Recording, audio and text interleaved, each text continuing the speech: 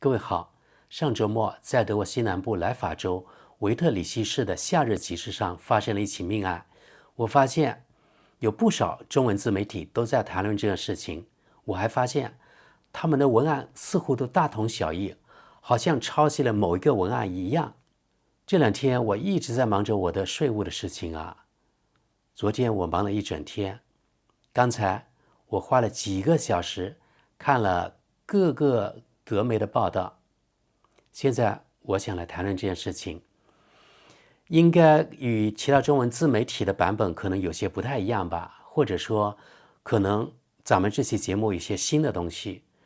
另外我还会在今天节目中剖析一些德国的现象。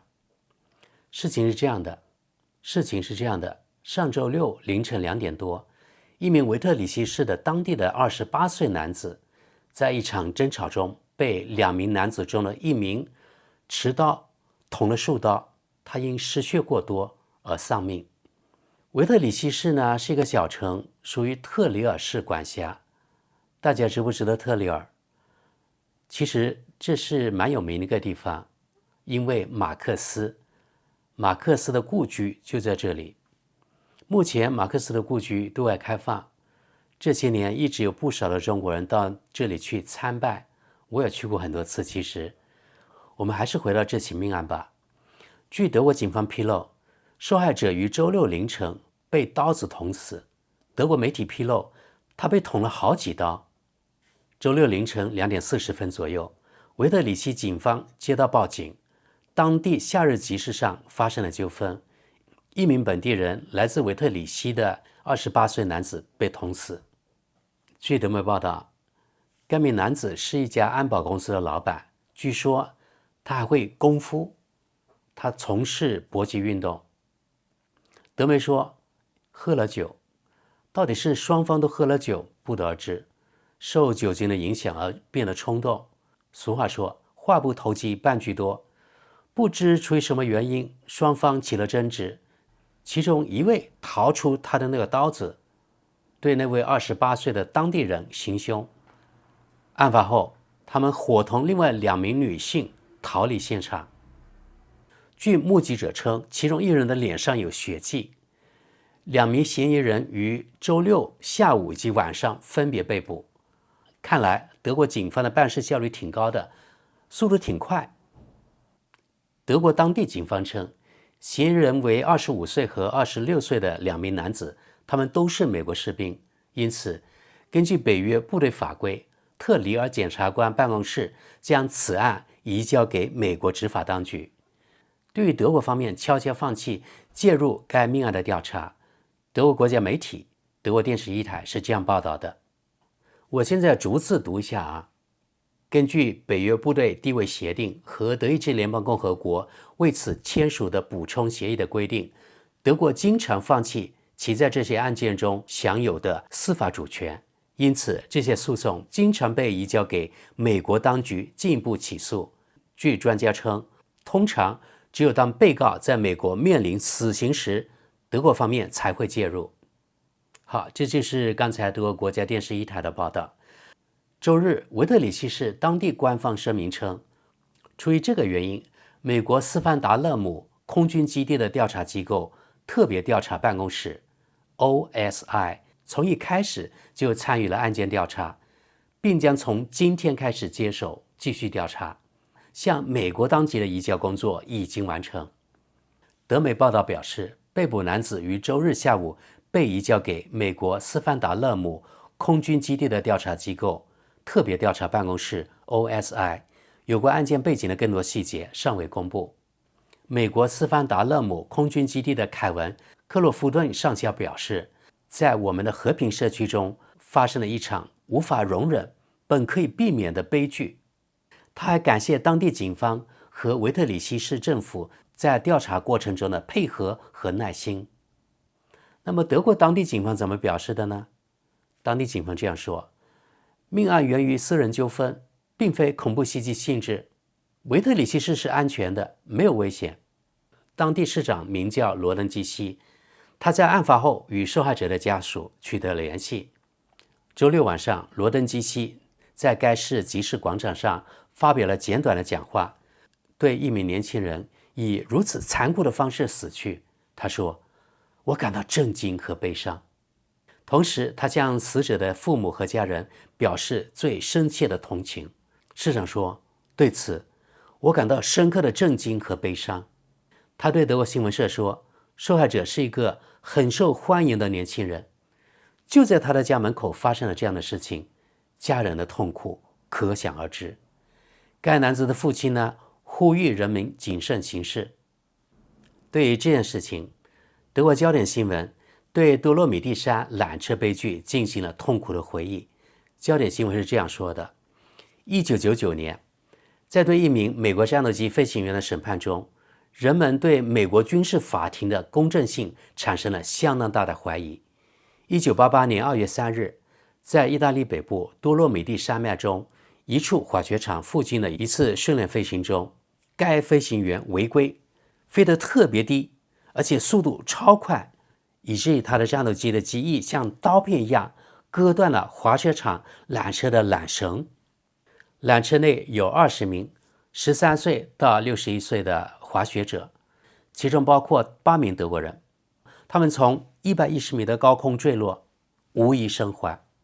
而美国军方呢，事后他们销毁了当时的飞行录像。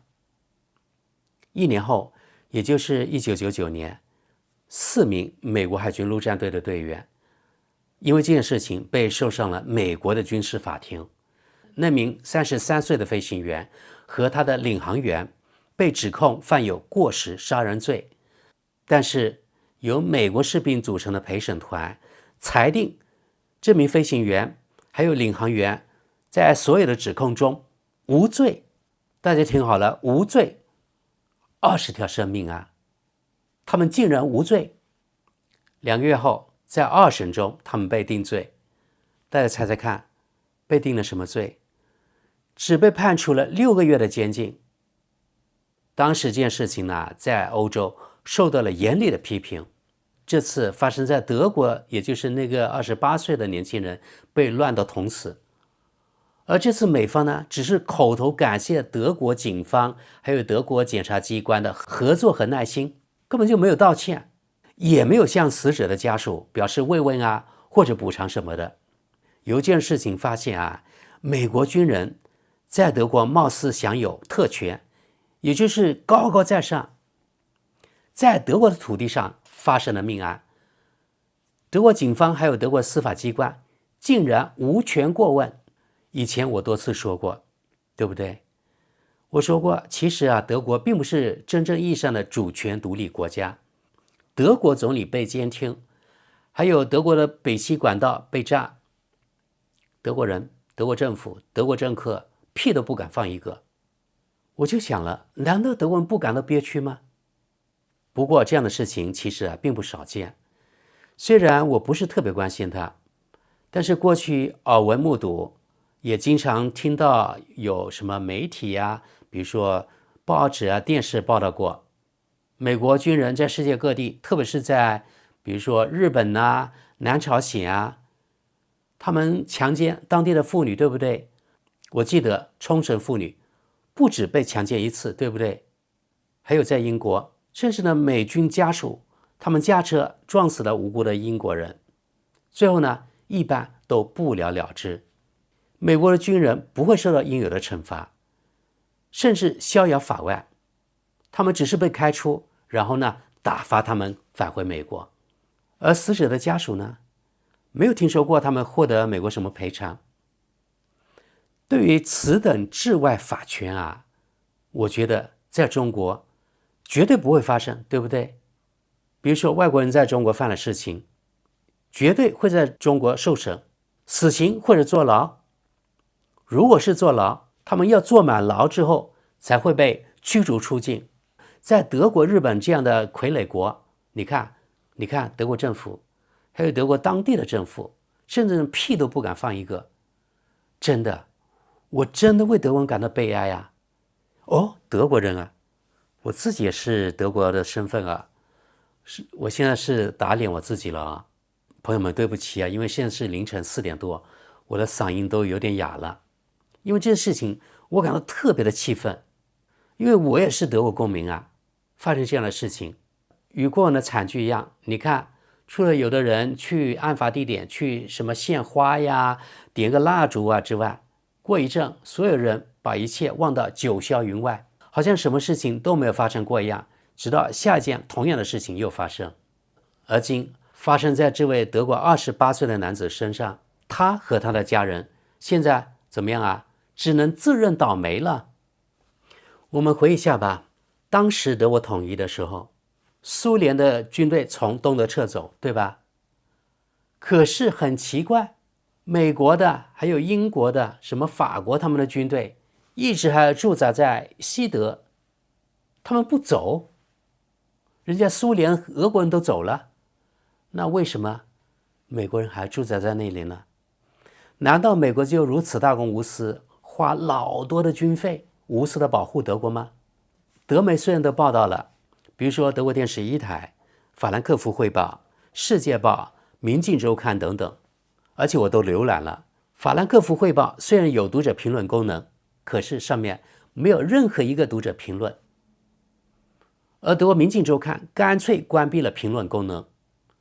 我发现只有德国焦点新闻还有世界报有读者评论，因为焦点新闻还提到刚才我们前面已经说过的1998年在意大利北部美军造成了20个人死亡的惨剧，所以呢，所以这家媒体的读者们在评论区稍微清醒一点。其中有的人质问美国军队什么时候才滚蛋，有人抱怨说德国不是主权独立国家，也有的说谢天谢地，过去70多年多亏了美国人花钱来保护我们德国。反正呢，各种观点都有，这应该是比较正常的德国人的民意吧，我猜。但是我看到有的德国读者感谢美国人驻军德国，说是保护德国，我真的无语了，真的无语。有这样的三观的德国人，我真的难以理解。而德国《世界报》它的读者评论区画风与刚才说的焦点新闻完全不一样。那里我看了有近200条评论，我几乎没有看见任何人，也就是说没有看见任何的读者评论在质问美国的在德国高高在上的地位，也就是这种治外法权，也没有人觉得美国在德国驻军有什么问题，没有人去反思，真的没有。所以这点让我大吃一惊，这些读者真的那么白痴吗？明明报道里说了是2名美国士兵把那个德国人捅死的，但是评论区却有不少人扯到什么移民问题呀，或者穆斯林问题。很显然，这样留言的人可能他连文章都没有读，也许他们是网军。还有的德国读者呢，扯到治安问题，说现在德国治安越来越恶化了，我都不敢出门了等等。看了这些评论之后，如果这些评论都是真的，让我现在对德国人又有了新的看法。朋友们，对于美国驻军德国，我不止与一个德国朋友讨论过这个问题，而是与几个。他们几乎或者他们全部都说，他们希望美国驻军德国，因为他们更有安全感。他们总是担心俄罗斯他们或者是原来那个苏联会打过来。真的，我真的不理解的为什么会这样。可能他们没有像中国那样的历史记忆吧。其中有一位德国朋友这样对我说，他说有美军基地的人，他们是不希望美国人撤走的，因为美国人在那里创造就业，他们是从美军基地，然后呢，当地德国人有就业这个机会，从这方面来考虑，也就是从一个小我的角度来考虑，自己有个工作有碗饭吃就可以了，而整个国家的利益当然不会去考虑。这可能是德国思维吧，反正我不会这样想，因为我觉得做一个正常的中国人要有骨气，对不对？这我一直到现在到今天我也没有理解，为什么德国人喜欢美国驻军在这里。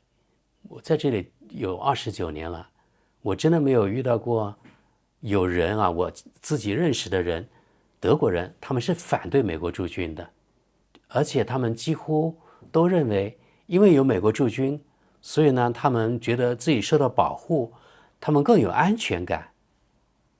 如果作为一个正常的中国人，我觉得大家都会想，我们自己的国家要独立，要自主，对不对？有自己的军队，这样才有话语权呢。而不像德国总理被监听了，然后屁也不敢放一个，对不对？前面我也说了，北溪这个输气管道被炸了，同样德国人，我就说德国政府啊，德国政客也不敢说什么，这不是妥妥的殖民地吗？不过现在对于这个问题，就是你们德国人呢，到底欢不欢迎美国驻军？你们想不想赶美国人走？我都不想与他们讨论了，因为我觉得他们的世界观跟我的完全不一样。真的，德国人的思维很多方面我也无法理解。有的时候我真的觉得啊，德国人和中国人是生活在平行宇宙的。现在的这个德意志民族是没有脊梁的民族，而中国人眼里的那个德意志民族呢，早已不复存在。我认为，一个跪着的民族是不会有什么未来的。我真的很想知道，这两位嫌疑人，也就是这两位美国大兵，会受到美国军事法庭的什么样的审判？不过，会不会像以前很多美军在世界各地的其他案件一样，没有了下文？对此，我觉得概率挺高的，很可能然后就没有然后了。大家怎么看呢？